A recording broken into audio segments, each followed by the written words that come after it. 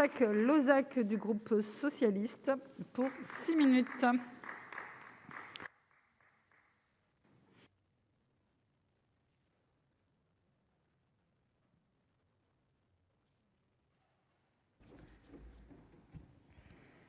Madame la présidente, madame la ministre, monsieur le rapporteur, mes chers collègues, l'ambition de ce texte, celle qui a guidé les travaux conduits par le Sénat depuis septembre 2021, était de démocratiser le sport dans notre pays.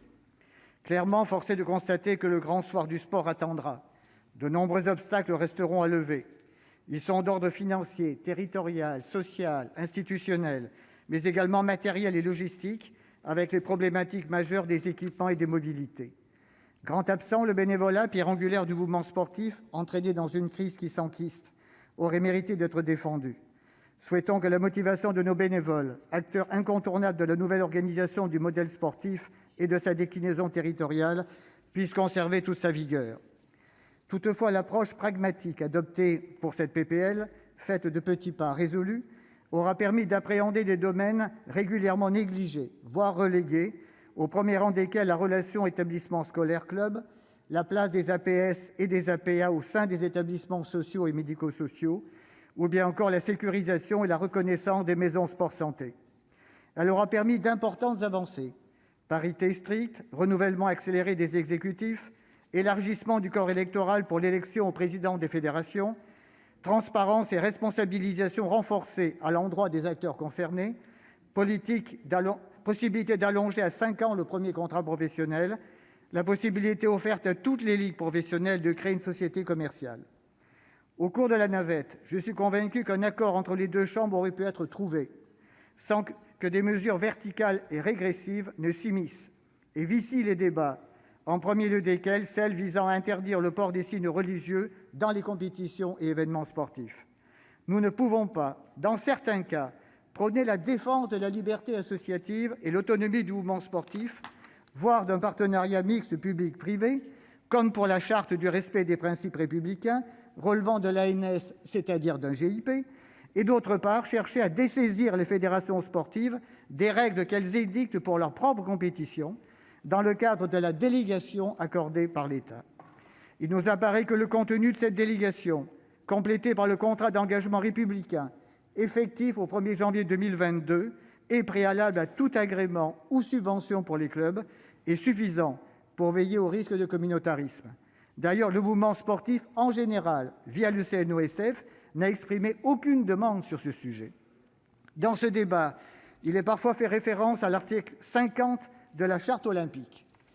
Celui-ci stipule expressément, je cite, « Aucune sorte de démonstration ou de propagande politique, religieuse ou raciale n'est autorisée dans un lieu, site ou autre emplacement olympique. » Fin de citation. Cet article concerne précisément des Jeux olympiques, ses participants et ses épreuves. Sa portée se limite à cet événement et ne saurait d'aucune manière générer de la confusion entre les réglementations d'une ONG internationale, le CIO, et le droit français. Par ailleurs, la loi du 24 août 2021, confortant le respect des principes de la République, fixe un cadre et instaure un certain nombre d'engagements s'imposant aux associations, et notamment celui, je cite, « de ne pas mettre en cause le caractère laïque de la République ». Ces engagements portent également sur la liberté de conscience, sur l'égalité et la non-discrimination, sur le respect de la dignité de la personne humaine. Sans régler toutes ces difficultés, j'en conviens, l'application de ces principes est suffisante dès lors qu'elle est garantie, encadrée et contrôlée avec les moyens humains et financiers nécessaires. Oui, le sport est une pratique et une éthique, outil d'intégration républicaine et de mobilité sociale, partout et pour tous, sans distinction de lieu, d'origine ou de croyance. Ces dimensions fraternelles, laïques et solidaires renforcent l'unité nationale d'un pays fondé sur une République une et indivisible. Ces vertus transparaissent jusqu'à nos équipes nationales, qui sont multiculturelles. Outil d'éducation et d'inclusion sociale, le sport est également un instrument de lutte contre le racisme, la ségrégation, le prosélytisme communautariste et toutes les formes de discrimination. Multiplions les postes de coach d'insertion par le sport, accompagnons le mouvement sportif fédéral, témoignons-lui notre confiance, veillons à ne pas amenuiser ses prérogatives, Accordons-lui de véritables moyens pour agir efficacement. L'influence évidente du contexte politique de la campagne présidentielle n'a échappé à personne. L'échec de la CMP, doublé de cette question préalable, affaiblit l'apport qui a été collectivement le nôtre. On le constate à travers la réécriture d'articles qui pouvaient et devaient être consensuels. Nous le regrettons, d'autant plus que les occasions d'un débat législatif sur ce fait social qu'est le sport demeurent exceptionnelles. Dans une séquence apaisée, nos travaux auraient connu une destinée plus heureuse, livrant une version définitive dans laquelle députés et sénateurs se seraient davantage retrouvés. Aurons-nous de nouvelles réformes dans les politiques publiques sportives d'ici les JO de 2024 ? Rien n'est moins certain, mais l'approche de cet échéant ne saurait paralyser toute initiative en ce sens, le sport n'ayant toujours pas dans notre pays la place qui lui revient. L'adoption de certains articles ne saurait constituer de simples solutions d'attente ou d'illusoires rideaux de fumée. Exemple, l'application des APS à l'école ou le financement du sport sur ordonnance.